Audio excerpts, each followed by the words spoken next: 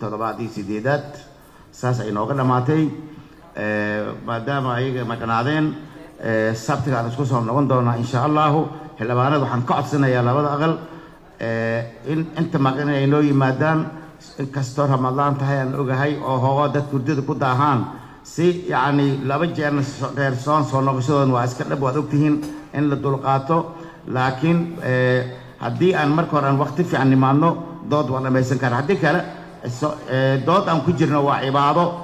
yacni waxaan ku jirnaa islaax ummaddeennii danteedii maslaxadeedii ayaan ku jirnaa waa maaragtay cibaadaday ka mid tahay hal la dulqaato soonka inta maaragtay intaan dooda aan ka dhamaystirayno dooda dastuurka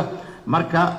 maanta fadhigaani saasaan noogu xidhaanaya sabtaga hala dadaalo xildhibaanadan waxaan ka codsanaynaa in la yimaado 4 saac doodeen inay bilaabato haddii 4 saac bilaabato 5 saac inay bilaabato laba jeer soo noqonaysaa salaad soo dugno aan soo laabano marka aad u mahadsantihiin fadhigaani maanta saas ay noogu xiran yahay